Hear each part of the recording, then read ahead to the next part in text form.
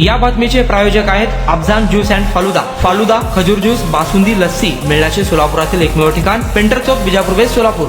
MBBS doctor बनायचं आहे आणि नीट परीक्षेत चांगले मार्क्स पाहिजे तर 1,10,00,000 रुपये द्यावे लागतील असे सांगत फिर्यादीकडून नीट परीक्षेमध्ये गुण वाढवून देण्याचे सांगत 1,10,00,000 रुपयांची रक्कम स्वीकारून परीक्षेत कोणतेही गुणवाढ न करता फसवणूक केल्याप्रकरणी सोलापुरातील एका व्यक्तीविरुद्ध सदर बाजार पोलीस ठाण्यात दाखल असलेल्या गुन्ह्यात यातील प्रमुख आरोपीचा अटकपूर्व जामीन जिल्हा व सत्र न्यायालयाने फेटाळलेला आहे।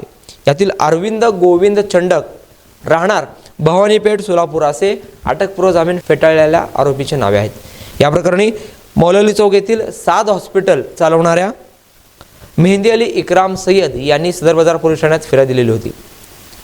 त्यांचा मुलगा MBBS ला प्रवेश घेतलेला होता। त्याला नीट परीक्षेत 600 पेक्षा जास्त गुण वाढवून देतो असे सांगत आरोपी चंडक याने तब्बल 1,10,00,000 रुपये घेतलेले होते। त्यानंतर परीक्षा झाली। परीक्षेमध्ये फिर्यादीचा मुलगा नापास झाला, कोणतेही गुणवाढ मिळाले नाही।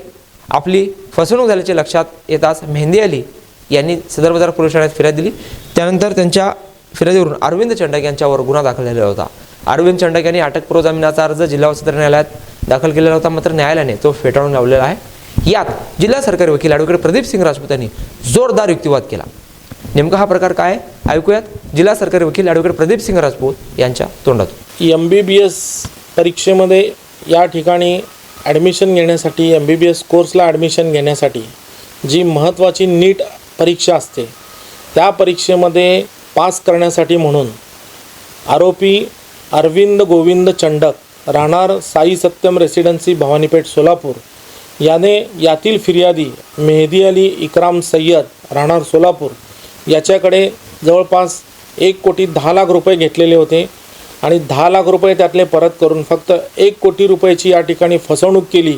त्यामुळं फिर्यादीने या आरोपीच्या विरुद्ध सदर बाजार पोलीस स्टेशन या ठिकाणी तक्रार दाखल केली होती। त्यानंतर आरोपी फरार झाला आणि त्यानं न्यायालयामध्ये अटकपूर्व जामीन मिळावा म्हणून अर्ज दाखल केलेला होता। सदर अर्जात सरकार पक्षातर्फे तीव्र विरोध करून म्हणणं मांडण्यात आलं आणि युक्तिवाद सादर केला की यातील फिर्यादीचे मुलास नीट परीक्षेमध्ये 600 पेक्षा जास्त मार्क मिळवून देतो असं खोटं आश्वासन यातील आरोपी अरविंद गोविंद चंडक यानं दिलेलं होतं आणि त्यासाठी फिर्यादी करून वेळोवेळी 1,10,00,000 रुपये घेतलेले होते। सदरच्या नीट परीक्षेमध्ये फिर्यादीचा मुलगा ॲपियर झाल्यानंतर जवळपास तो 2 परीक्षांना बसला, परंतु त्याला 600 पेक्षा जास्त मार्क मिळाले नाही। इवन तो मुलगा नीट परीक्षेमध्ये नापास झाला। त्यामुळं यातील फिर्यादीने आरोपीकडे 1,10,00,000 रुपयाची परत द्यावी अशी मागणी केली असता यातील आरोपीने 10,00,000 रुपये परत दिले आणि 1 कोटी रुपये आज देतो उद्या देतो म्हणून टाळाटाळ केली आणि त्यामुळं फिर्यादीला संशय आला की आपले 1 कोटी रुपये बुडवण्याच्या तयारीमध्ये हा आरोपी आहे। त्यामुळं यातील आरोपीने या ठिकाणी फिर्यादीची फसवणूक केली असं निदर्शनास आल्यानंतर फिर्यादीने सदर बाजार पोलीस स्टेशन या ठिकाणी तक्रार दाखल केली आणि त्यामुळं आरोपीने अटकपूर्व जामीन मिळण्यासाठी न्यायालयात अर्ज दाखल केला। आम्ही युक्तिवाद सादर केला की सदर आरोपीने 1,10,00,000 रुपये नीट परीक्षेमध्ये पास करण्यासाठी म्हणून घेतलेले आहेत। ते 1,10,00,000 रुपये आरोपीने त्याची विल्हेवाट कशी लावली, आरोपीने ते पैसे कोणाकोणाला दिले, याच्यामध्ये शासनाची मशिनरी इन्व्हॉल्व आहे का, शासनाचे अधिकारी ऑफिसर्स इन्व्हॉल्व आहेत का, त्यांनी या आरोपीकडनं काही पैसे घेतलेले आहेत का, याचा सखोल तपास करावयाचा आहे।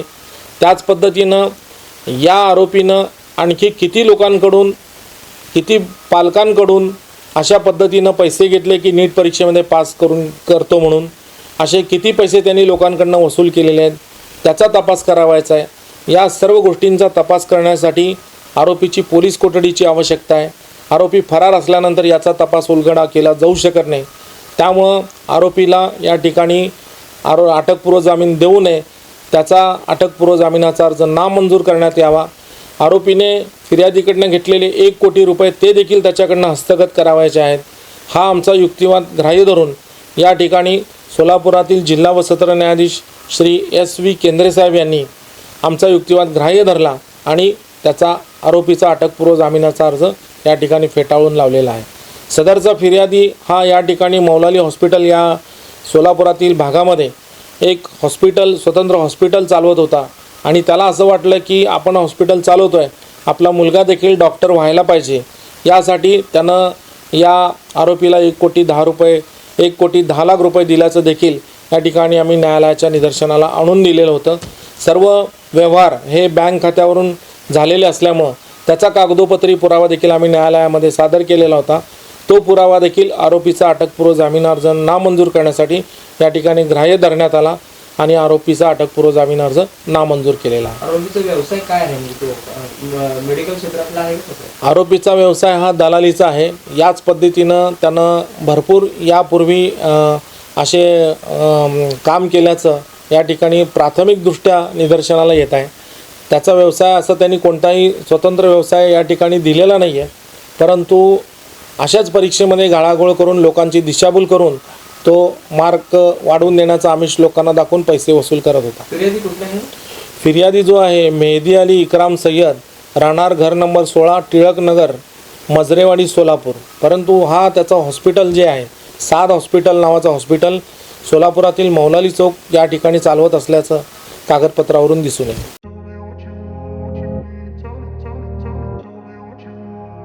सोलापुरात गेल्या 25 वर्षापासून फ्रेश ज्यूस मिळण्याचे एकमेव ठिकाण अफजान ज्यूस अँड फालुदा. आमच्या इथे स्पेशल फालुदा, खजूर ज्यूस, स्पेशल बासुंदी, स्पेशल आमरस, त्याचबरोबर स्पेशल मलाई लस्सी मिळेल आणि त्याचप्रमाणे विविध फ्रेश फळाचे थंडगार ज्यूस उपलब्ध. फॅमिलीसाठी खास ज्यूस पिण्याची स्वतंत्र सोय, पार्सलची सुविधा. आता घर बसल्या झोमॅटोवर ऑर्डर करा अफजान ज्यूस अँड फालुदा. तर मग चला ना अफजान ज्यूस अँड फालुदा येते एकदा अवश्य भेट द्या. आमचा पत्ता पेंटर चौक, विजापूर वेस्ट, सोलापूर. कॉन्टॅक्ट 9860804055.